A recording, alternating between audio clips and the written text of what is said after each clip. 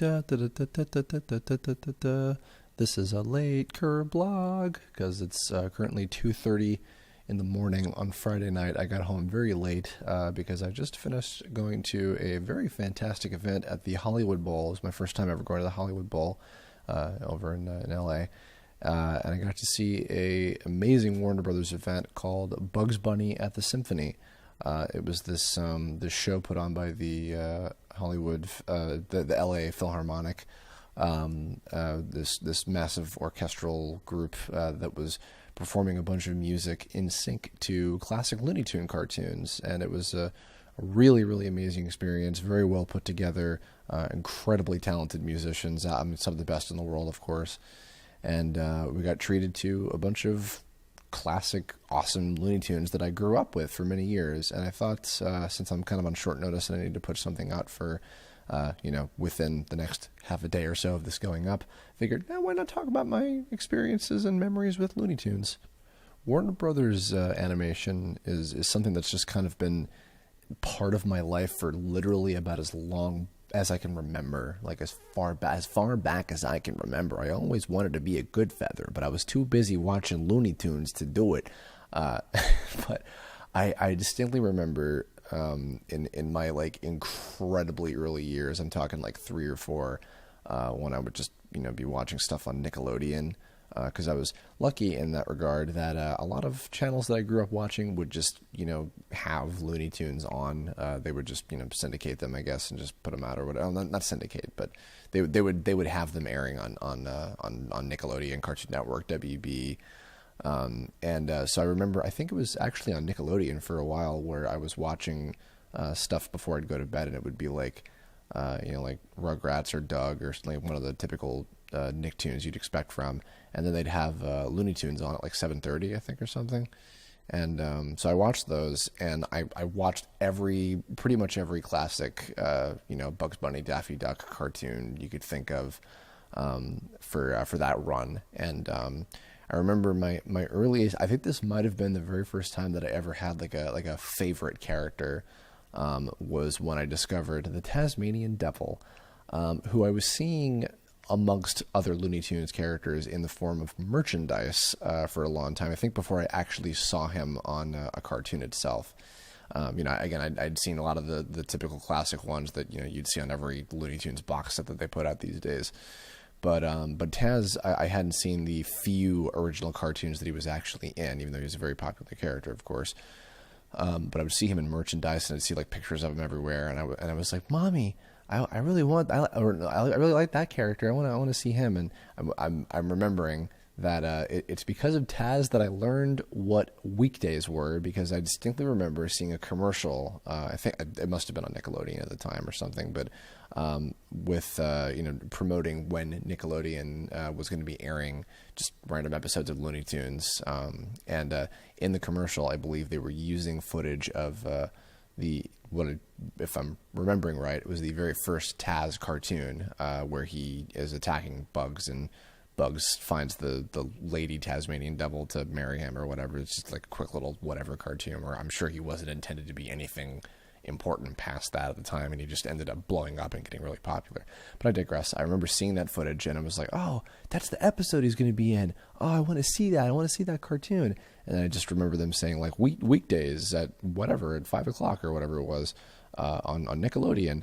And I was like, Mommy, what's a weekday? I want to know what day I can tune in to see that Taz cartoon. And she was like, oh, sweetie, weekdays are Monday through Friday. And I was like, oh, okay. Well, I don't know when I'm going to see that. And then eventually I saw it, and I was like, oh, this is okay, I guess. And it wasn't as big as I expected it to be. But flashing way later, I ended up seeing Tasmania and got big into that. I might do a separate Kirblog about the Spielberg Warner Brothers cartoons, but I'm talking specifically the classic Looney Tunes stuff. But so I was very grateful that I grew up with that stuff, and I was well educated enough with who the characters were and what the whole score was. Shortly before I got into the Spielberg stuff, like Tiny Toons was airing and Animaniacs, and a lot of that stuff was. I know that Tasmania wasn't a Spielberg cartoon, but I'm talking like the modern, the 90s, Warner Brothers stuff in particular. flashing forward way later into I think like the late '90s. I'm always not sure exactly like what the typical age range of my listeners are, so I'm not sure how many people necessarily grew up with this stuff. But I grew up with a little thing on Cartoon Network called Toonheads. This was the time when Cartoon Network was having a lot of quote unquote shows that were really just like amalgamations of particular cartoons all put into a like a half an hour time slot or an hour or whatever. So there's stuff like the Tex Avery Show and the Bob Clampett Show and Chuck Jones Show, where they just showcase specific episodes of different, usually Looney Tunes, but sometimes other stuff as well, that were directed by those particular animators, which was a great way to I was like, oh, that was by that creator and that was by this guy, and etc. But Toonheads was something that had this kind of interesting, I guess not really documentary style, but it had this sort of like trivia aspect to it. It was on late at night, I think on Sundays, and sometimes I'd just be up watching it or whatever. I'm like, oh, what's going on with Toonheads today? And I'd be laying in my bed and the lights would be off, and I'd be watching the soothing sound of the female narrator who was like, in 19 whatever. This Tom and Jerry cartoon with him playing the piano was the same thing as this other cartoon of Bugs Bunny playing the piano with a mouse bothering him and blah, blah, blah. And I was like, oh, and I forget which came first, but that was an example, which actually that cartoon with Bugs playing the piano and the mouse bothering him was one of the ones that was played tonight at the Philharmonic thing, which was pretty cool. And I remember seeing a lot of those, and I would see a lot of interesting trivia about why certain things in the cartoons came about and where they were coming from with those. And that might have been, I think that was also just on the cusp of when I was beginning to get interested in really doing animation myself.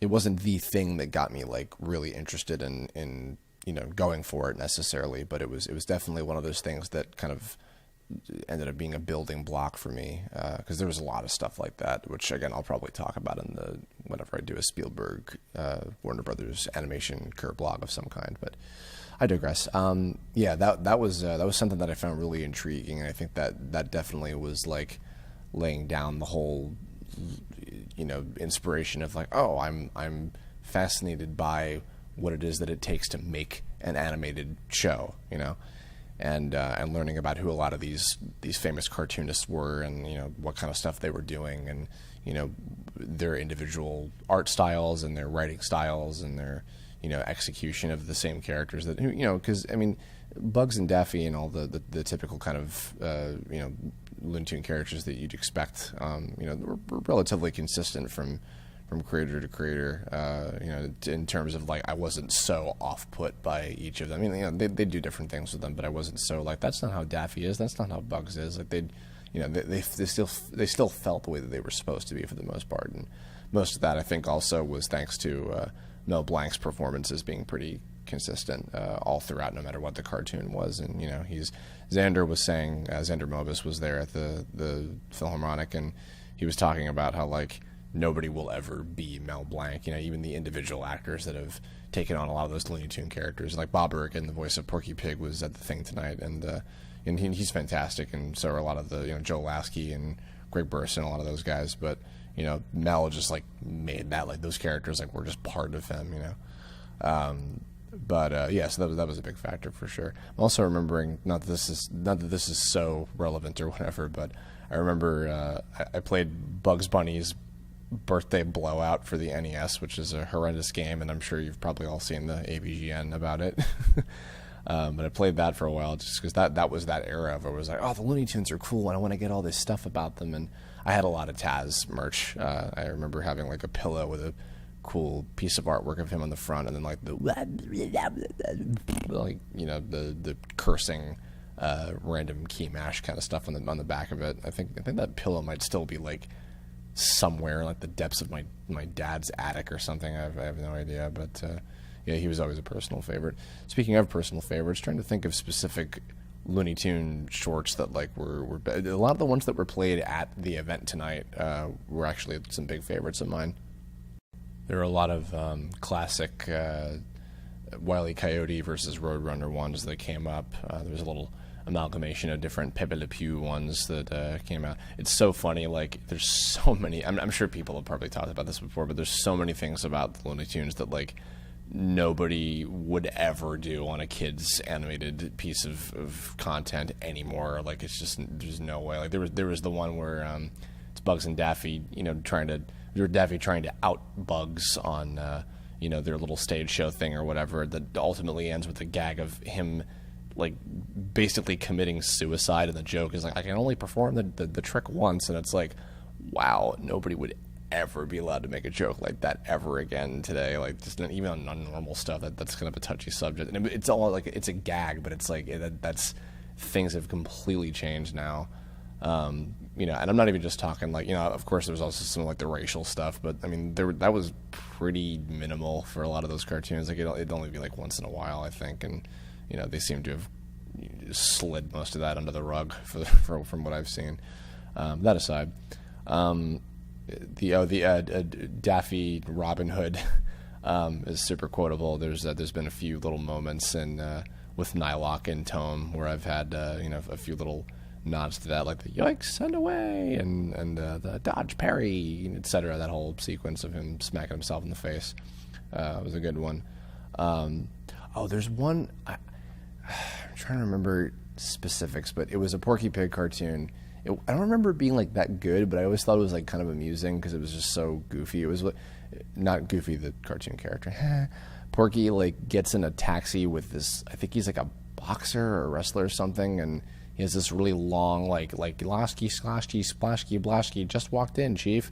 He had some long ass like weird foreign name like that. I'm sure he was supposed to be a parody of somebody like at the time, but he gets into a taxi with him, and then like something screws up and he has to like be in the match with him, or he has to fight in place of him or something like that. I remember it was with the fat Porky, I believe, like the kind of earlier design of him, and I remember it just sticking out of my mind. But if anybody can find that one for me.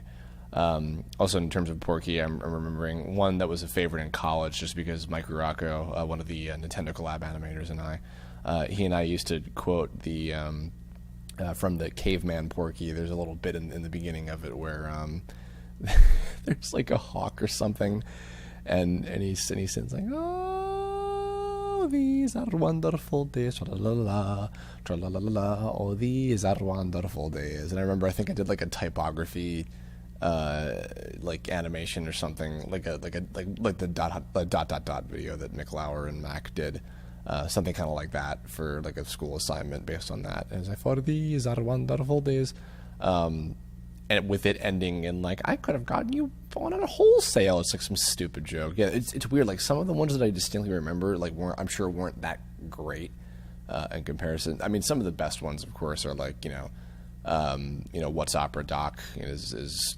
amazing and legendary. I feel like an idiot for not remembering, but the one where Bugs is the barber and he's like just messing with Fudd the whole time. That is amazing. And all the different variations of the Wabbit season, Duck season. Bugs and Daffy, I think, are always like in the creme de la creme of like the best ones for sure. Trying to think of some other ones that stood out. Because there's a bunch. What's Opera Doc is probably like my all-time favorite, just because it's so high quality and memorable, and it's also really quotable. Because like, I think I was sitting next to Bosco and we were joking about like, oh, they're going to do that eventually, and I totally called when it was going to be the last one of the show. They saved What's Opera Doc for last for the Philharmonic thing tonight, and Bosco was sitting next to me. And by the way, just before I forget, a big thank you to Erin Fitzpatrick, who got us the tickets to go see it with her. Big ups to her. She's fantastic. But he was doing the kill the wabbit, and I just look at him dead in the eye, and I just go, "Kill the wabbit," and I like clutch my hands together like Bugs does in the animation, and just blink twice, and he completely got what it was. So in that way, like it was super impactful, and of course, like with my Spielwald magic helmet and all that nonsense. Which I love that Hey Arnold referenced that with my golden magic slingshot and the Carmen episode. That was pretty great. Something that just came to mind. One of my absolute favorites. It's my obscure favorite, because there's always got to be one of those that like this is the one that's sacred to me, man. is the one with Pete Puma. Because Pete Puma, for as short-lived and as like whatever of a character he was, I just loved how stupid he was, and we used to do impressions of him in college. And me Mike Rocco, and Chris Zito would always do the like, I'm gonna get that little rabbit in the hole and I'm gonna eat him up. We just used to do that all the time. And of course, I'm very sad to say that the voice of Pete Puma, Stan Freberg, actually passed away a few months ago, earlier this year in April, I believe.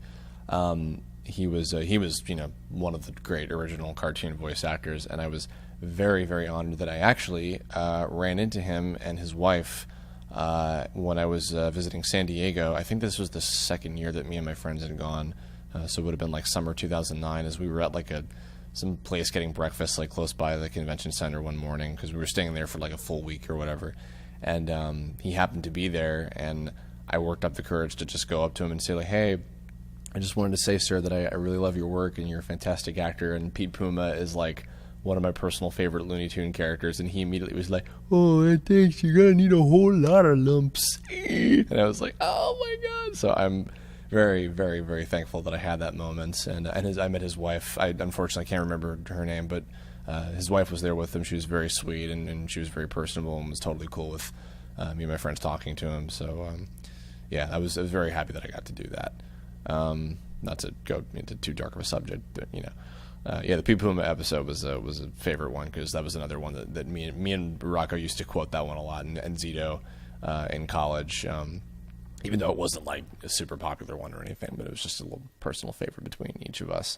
And we used to watch a lot of those, I think, in college, because Mike Rocco had like so many of them just like saved as like quick times on his computer, and we just like kind of go through and watch a bunch of the classic Looney Tunes and stuff again. The last little interesting thing I think is worth pointing out too is, and I didn't really think about this until now because it had been so long since I really sat down and watched a lot of these, but we were seeing the credits, the little opening title card credits for a lot of the classic Looney Tunes that were played during the symphony event tonight. I keep calling it the Philharmonic thing, but that's not accurate. You know what I mean? The event we went to, they were listing the credits, and I was like, my God. These were done by like a crew of people that is about the same number of folks, more or less, that I had on board doing like Tome. There'd be like 4 animators and like 1 background artist and 1 musician, or like 1 composer rather, and like 1 sound guy or whatever, and they just all get together and make these like, and with all due respect, to the people who work really hard in massive teams, but like, cartoons that take like hundreds of people, like giant freaking crews of people to do, one thing, and they don't even look sometimes half as good as any of these classic Looney Tunes. Like, that really says something. And the fact that also, like, not to give, my point of origin, too much credit or whatever, I'm not trying to be self-indulgent, but like a lot of people on the internet that are doing independent projects have very small crews that are about maybe that size of people doing them, and they make amazing stuff. So it really goes to show you, sometimes like bigger isn't always better. But yeah, I mean, I have incredible respect, and I really think that probably more on the subconscious side, the creative folks at Warner Brothers really, got me invested in cartoons at an incredibly young age, and I'm very happy that I had that grounding to start with for appreciating good animation and good visual humor in animation, So on that note, in the comments below, leave what are some of your favorite Looney Tunes, specifically the classic, Bugs Bunny, Daffy Duck, etc. type Looney Tunes. Not going into like Tiny Toons or any of the Spielberg or like modern day Looney Tune Warner Brothers stuff, because I want to save that for another Kirblog at some point, which I will do down the line. But in the meantime, yeah, tell me some of your favorites. Do you have a favorite particular character? Let me know any particular thoughts of yours. I'd love to hear your stories and etc. And in the meantime, if you also have any future Kirblog topic suggestions, leave a comment about that too, or hit me up on Twitter, Tumblr, Facebook, whatever you feel like, and that'll do it.